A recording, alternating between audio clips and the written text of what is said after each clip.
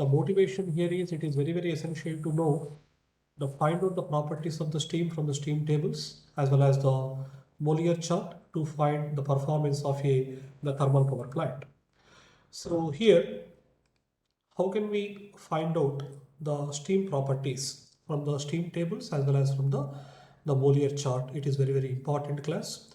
So the outcome of this particular lecture is you should be in a position to evaluate the properties of the steam from the steam tables and from the Mollier chart to find the performance of a thermal power plant under the given conditions.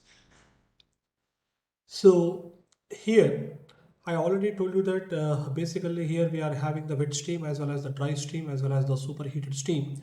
The steam tables are basically categorized into two types. The first one is basically known as the pressure tables and the second one is known as is the temperature tables. So here you can see it is the following two tables. So the first one is known as the pressure table and the second one is known as the temperature table. So how can we find out the various properties of the steam from the steam tables? So just here I have given you one example. So let us say it is a pressure base table.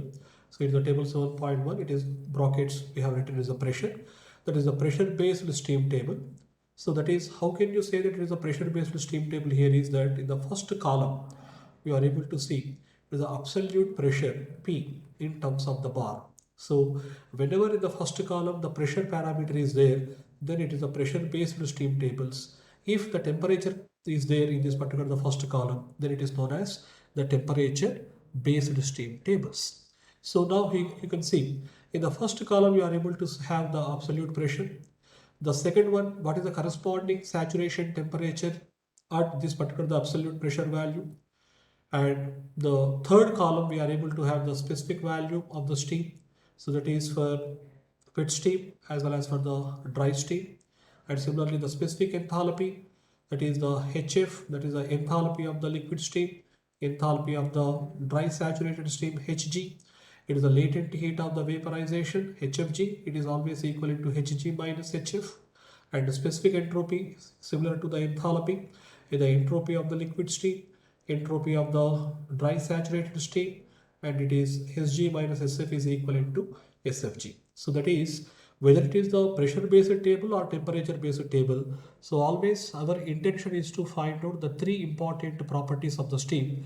One is the specific value, specific enthalpy, and specific entropy. Now let us see one example. So if the steam is available at 0.01 bar, so at 0.01 bar, what is the corresponding saturation temperature? It is 6.983 degrees centigrade. And Vf, specific value of the water, it is equal to so and so meter cube per kg. Vg, so and so. HF, HFG, HG, SF, SFG, SG. And if the pressure is varies from 0.01 to some 0.2, so at 0.2, just you have to note down that is at 0.2 bar pressure, what are the corresponding properties of the steam? So these are the corresponding properties of the steam. So that we are able to get it from the steam tables. That is what is the value of the HF at 0.2 bar. So simply just you have to go to the HF table at 0.2 bar. So it is 251.5 kilojoules per kg. And what is the Sg value at 0.2 bar? Sg value is nothing but 7.909 kilojoules per kg Kelvin. So like that we are able to know the properties of the steam from the steam tables. It is very easier one. So now let us go to the temperature basis. So I've already told you that whenever you are having the temperature based steam tables, in the first column you are able to have the temperature parameter, and for the given temperature what is the corresponding saturation pressure value, and the remaining all the three columns will be remain as it is. There is no change. Specific value, specific enthalpy, and specific entropy.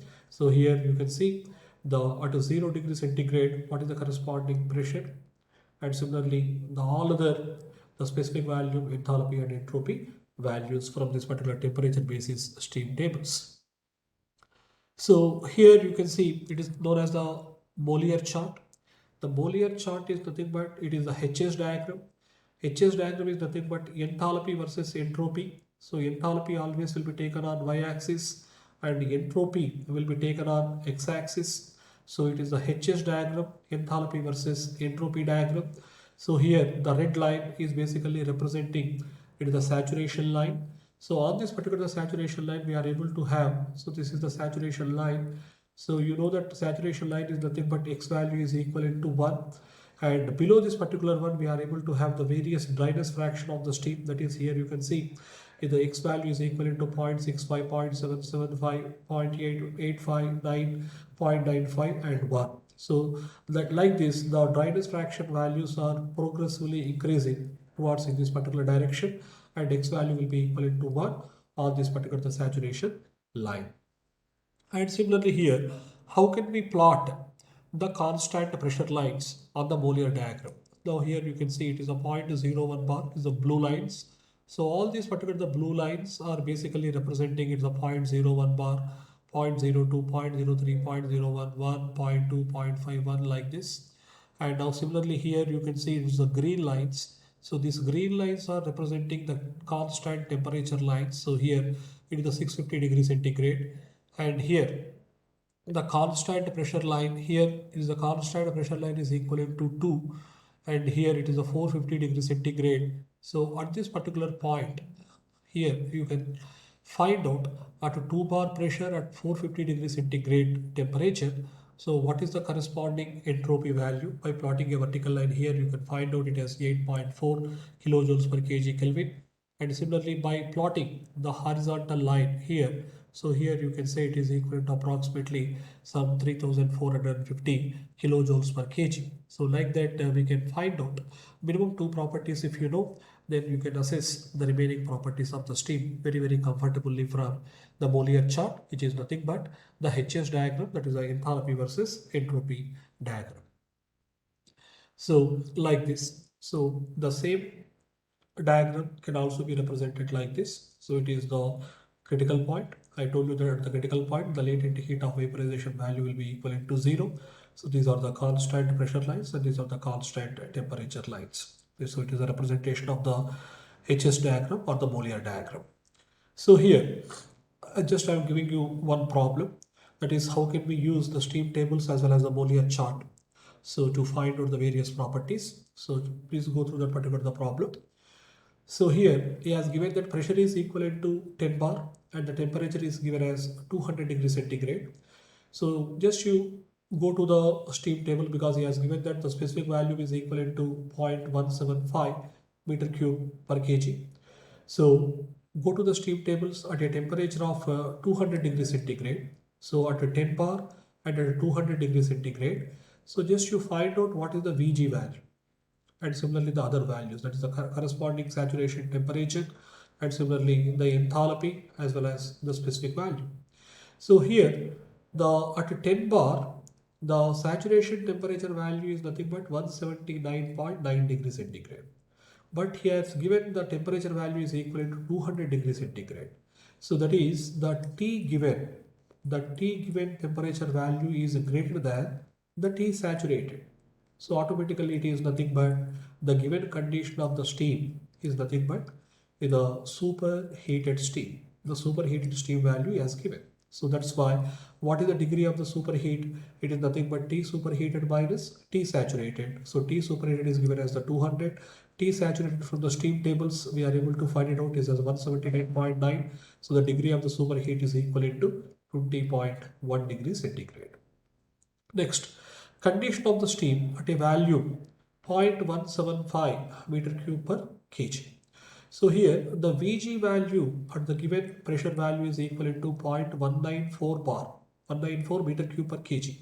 But the given value is nothing but 0.175. That is, here the V given here the V given value is lesser than the Vg, that is a dry saturated steam specific value. So automatically we are able to say that, so this particular steam is given as the wet steam. If it is greater, it is the superheated. If it is less than, it is a wet steam. If it is equal, it is a dry saturated steam. So these are the simple things always we have to remember.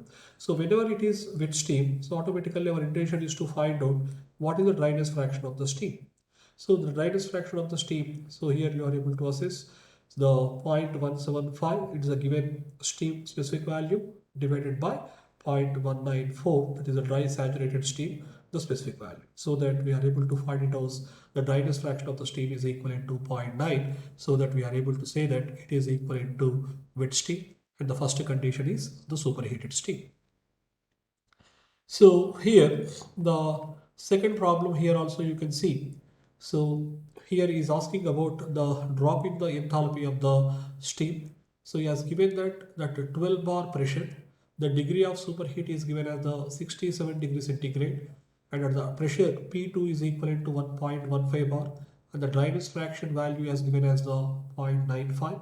So first of all, at 12 bar, from the steam tables you find out what is the value of the HF and what is the value of the HFG as well as the HG. And he has clearly given that it is a superheated steam. And just to go through the important formula of the superheated steam enthalpy, that is the H superheated is equivalent to Hg plus Cp into T superheated minus T saturated. So since the Cp value is not given, so just we are taking the Cp value is equivalent to 2 kilojoules per kg Kelvin. So just you substitute all the values, we are able to find out the enthalpy of the superheated steam is equivalent to 2916.7 kilojoules per kg. And similarly, go to the next condition of the pressure, that is equivalent to 0.15 bar. At 0.15 bar also you note down what is the value of the HF as well as the HFG. But he has clearly given that it is the wet steam because the dryness fraction is equivalent to 0.95. So just you use the enthalpy of the wet steam. H is equivalent to HF plus X into HFG. Substitute X value. And here we are able to find out. So this is the H1 value. And let us say it is equivalent to H2. So drop in enthalpy of the steam, it is nothing but H1 minus H2. We are able to get 805.7 kilojoules per kg. So like that we are able to solve some important problems based upon the steam tables as well as the Mollier chart. So now I have given you some important objective type of the questions which are given in the previous GATE and IES examinations. So please go through this particular one because all the theoretical concept is already discussed in our CDTs. Now based on this particular CDT, now you should be in a position to answer this objective type of the questions. So I've given you the important objective type of the questions based on this particular CDT. So now just you keep your answers aside and now you check the whether you did the correct answers or not from this particular one. So just you match your answers with the correct answers now, and now you can assess on your own whether how many questions have you done